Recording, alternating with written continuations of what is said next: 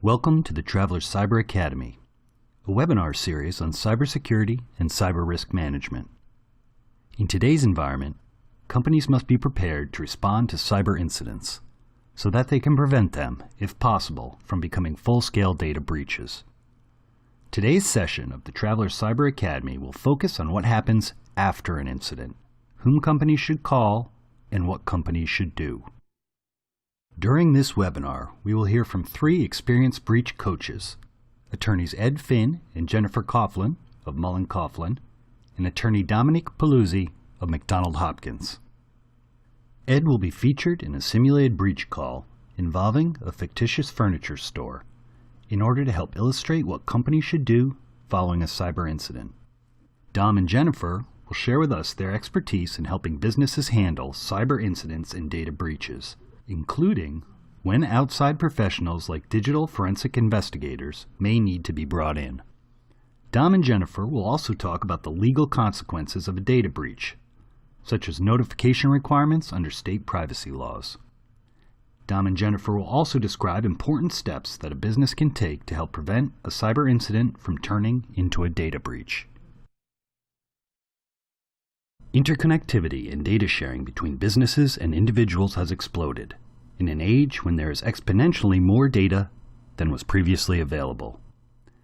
Businesses hold many kinds of data that can exist in different forms, whether physical or electronic.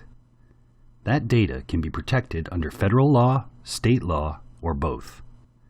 For example, employee files contain personally identifiable information, also known as PII. It may also contain medical and healthcare information, known as PHI. Businesses may also have contractual obligations to protect certain kinds of data, such as payment card information or PCI. A failure to protect that information can lead to lawsuits from impacted companies or persons. A business can also be subject to legal and regulatory investigations, as well as fines and penalties if the information is compromised. In short, a business cannot afford not to care about preventing data breaches. According to a recent study by the Ponemon Institute, the average cost of a data breach that required notification under state law has risen to over $7 million, or $221 per compromised record. This included costs related to business disruption, revenue loss, equipment damages, legal fees, public relations expenses, and forensic analysis, as well as costs to comply with the data breach notification laws of 47 different states. Handling a cyber-related incident or data breach can be daunting and expensive. The response effort can require legal assistance to coordinate the investigation, to determine what laws may apply and to develop notifications materials that comply with those laws, forensics expertise to determine the source and scope of a breach and to identify the persons whose information was compromised, credit monitoring and/or identity theft monitoring for victims of a breach, notifications as required by law, which can include mailings as well as call center services to assist victims of a breach, crisis control to minimize negative publicity, loss of goodwill, and damage to the reputation of a business, and regulatory concerns to manage potential government claims or investigations that can follow on the heels of a data breach. So what should a business do when a potential cyber incident has occurred? As a traveler's insured, it's not necessary to wait until a claim has been filed to begin working with a claims specialist. If you have a question or think that a cyber incident may have occurred, contact us. We will walk through the situation with you and determine if a claim needs to be filed and the resources that may be needed to specifically address your situation. A breach coach will be assigned for immediate assistance.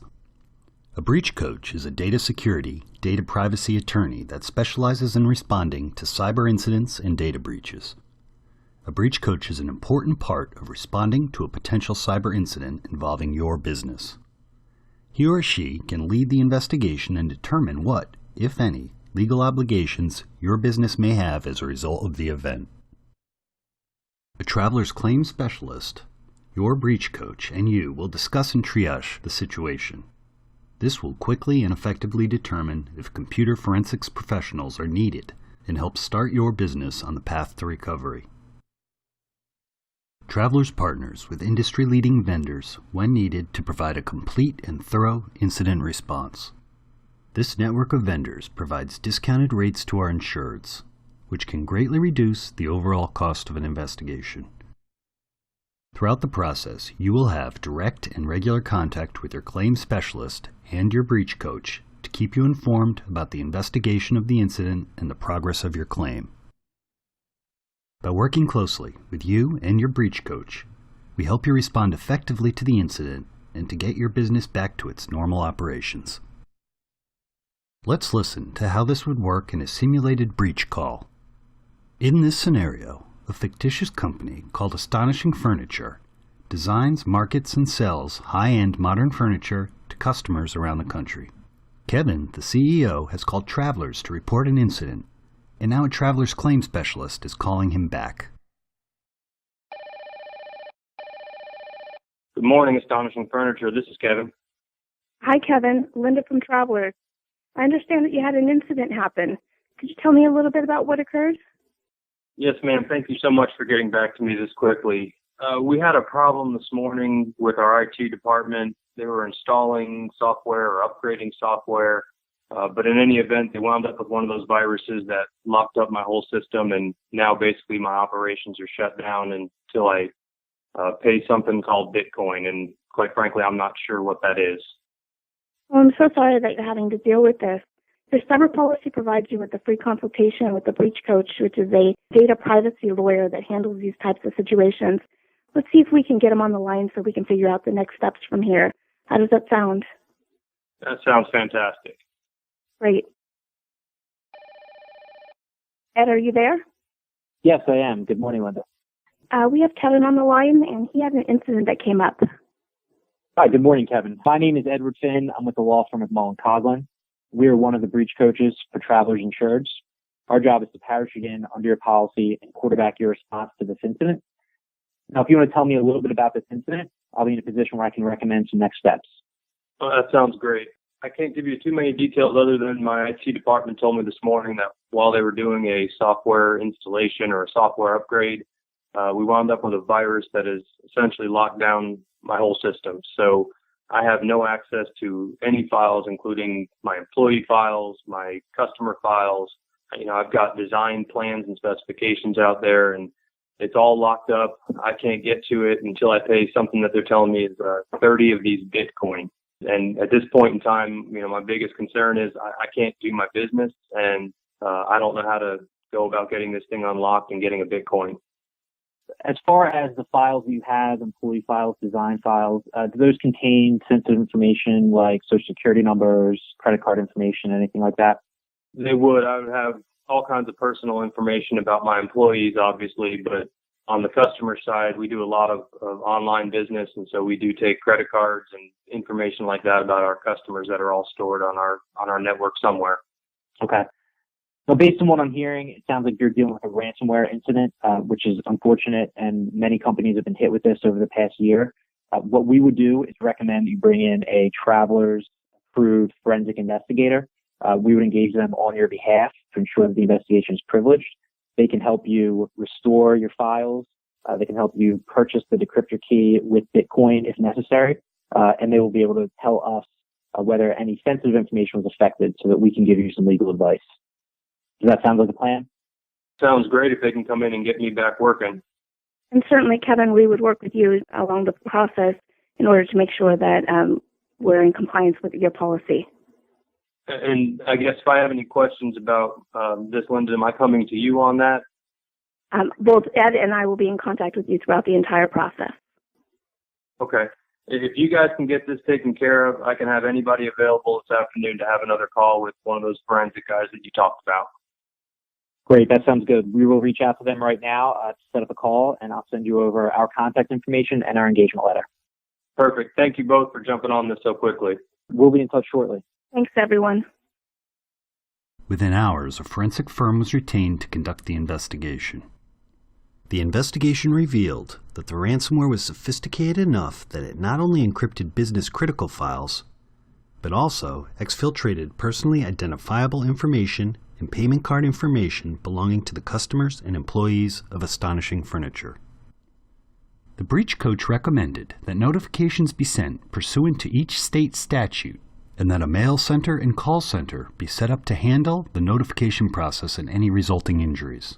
1 year of free credit monitoring was offered to all of the impacted individuals. In this scenario, based on the Net Diligence Data Breach Cost Calculator, the cost of the data breach could well have exceeded $2 million. Now, let's hear firsthand from two experienced breach coaches as they describe how they help businesses respond effectively when a cyber incident occurs.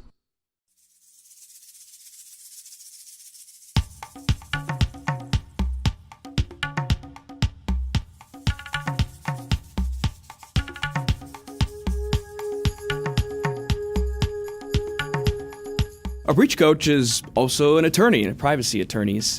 We focus on helping organizations do very proactive pre-planning, pre-breach response. Most of the time, though, a breach coach is actually focused on incident response. So we will be the first line of communication, often triaging that situation. We get on a call 24/7 with the client. They're finding out, okay, here's what we know. Here's what we don't know. Here we have an incident or we have a breach. And we really help sort of quarterback that whole process as breach coaches. Breach coach also knows the right vendors that are needed to investigate and respond to an event appropriately. It could be working with law enforcement, working with forensic investigators, public relations, credit monitoring vendors, notice vendors, and call center vendors. A breach coach knows who to call, who can ramp up as soon as possible, and who can provide the best services to an organization that is usually working under a very short timeline to get through an investigation and disclose an event to outside parties. We have the experience. We see the trends, and of course in this space, it's so important to realize those trends. The latest threats that are out there, oftentimes we'll have lots of organizations and clients come to us with a very similar situation in a week or 2 week time period, so we can quickly identify that, yeah, we've seen that type of ransomware, we've seen this threat, we know the characteristics of it. So with that experience, we're able to sort of leverage that and offer that to our clients that, hey, we know exactly what to do.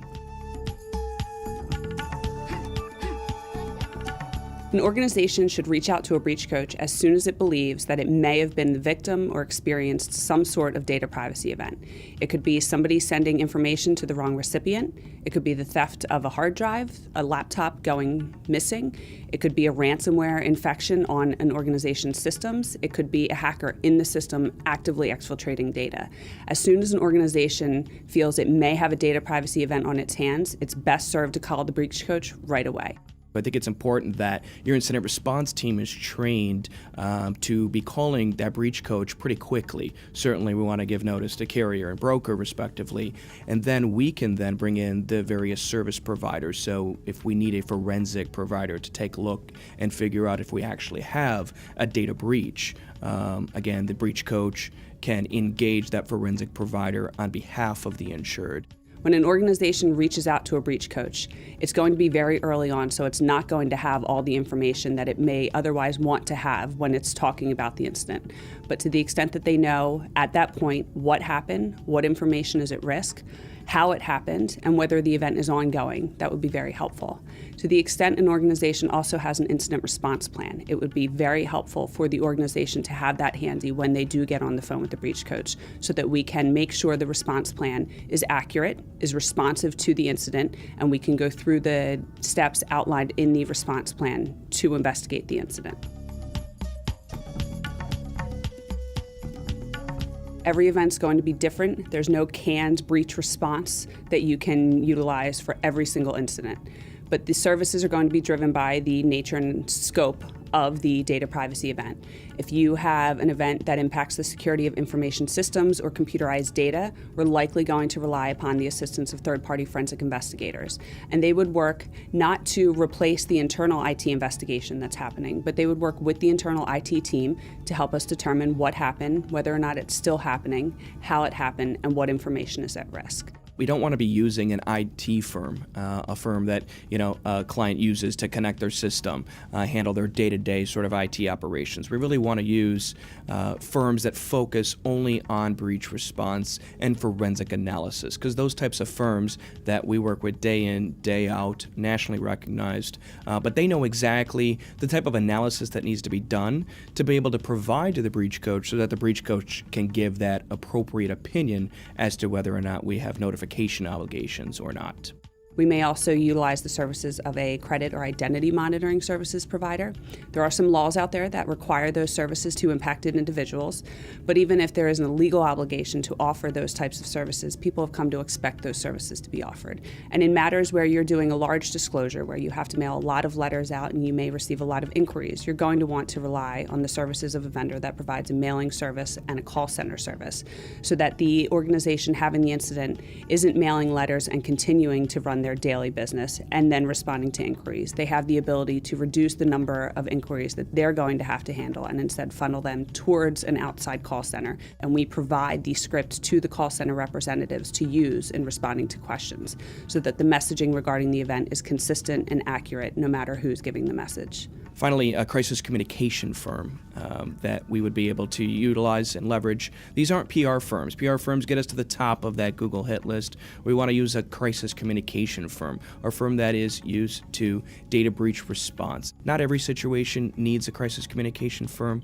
but again, based on the high-profile nature of it, perhaps the type of information or the organization type or the actual audience that's going to be getting a letter, that may dictate whether we need a crisis communication firm or not.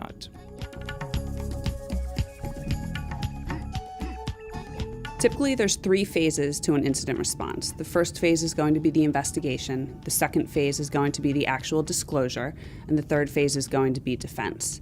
As part of the investigation phase, it starts with the very first call that we have with the organization, where we try and determine what happened, what information is at risk, and what needs to be investigated to put a box around the event. At that point, we'll determine whether or not we need to bring in third-party forensic investigators to help us identify what happened, confirm it's no longer ongoing, determine how it happened and what steps need to be taken to remediate the issue that caused the event to occur. And with that information, we can then move into the disclosure phase. That's when we're bringing in the notification and call center vendors. The breach coach is drafting all of the appropriate notifications, the letters that would go to affected individuals, to regulators that may need to be notified, media notices, frequently asked questions. All of that is sort of in that drafting, notification, and response stage. We're then using notification vendor and call center vendor to really execute that phase. After notifications go out, unfortunately, we're not done. We usually get a knock on the door, sometimes physically and literally, or via paper in a data request from a regulator that says, hey, you notified us about a situation, or we found out about your breach. We want a little more information. Sometimes we want a lot more information, and sometimes they do want to come in person and do an audit, speak to folks on the incident response team and other employees within the organization. And so we will help organizations respond to those regulators.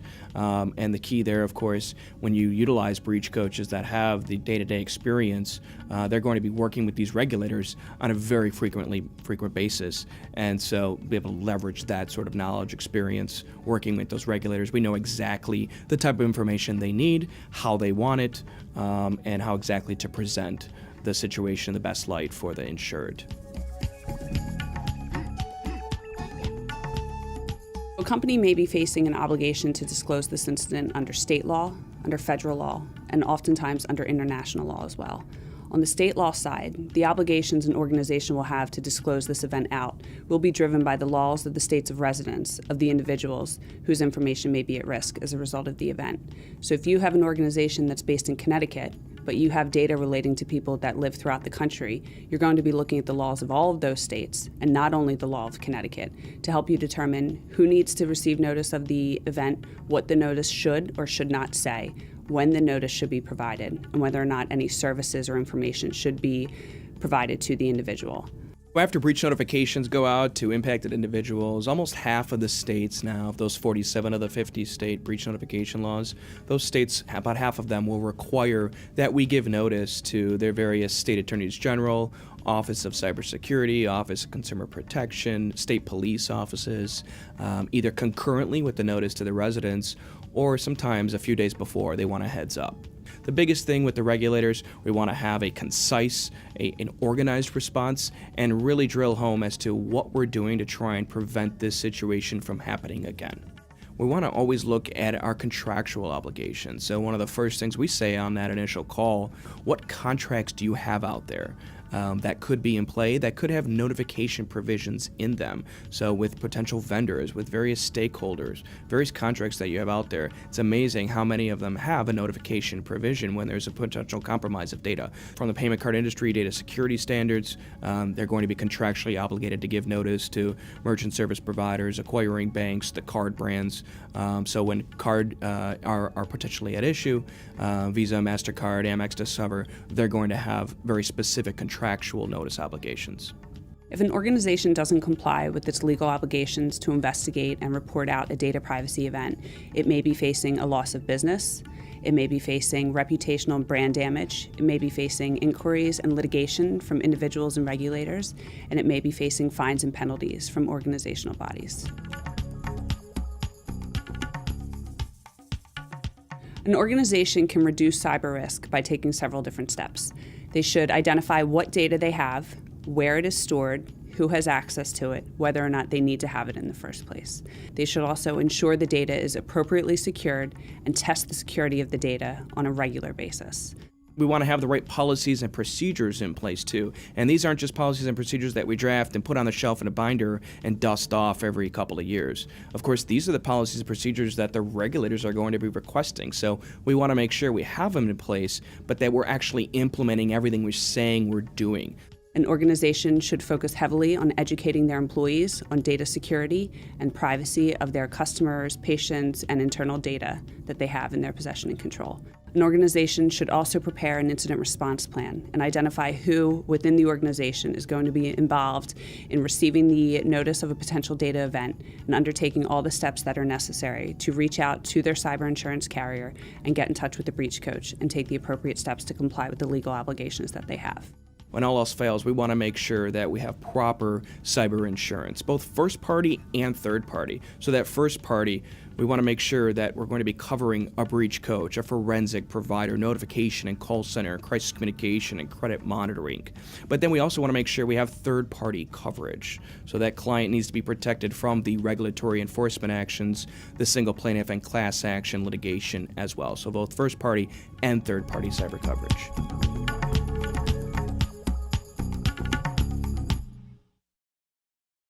Thank you very much for your time today. We hope you enjoyed this session of the Traveler Cyber Academy. If you have any further questions, please contact us at trvcyber@ems.travelers.com. For a replay of this session to share with your colleagues or to find additional resources on this topic, please visit travelers.com/cyberadvantage.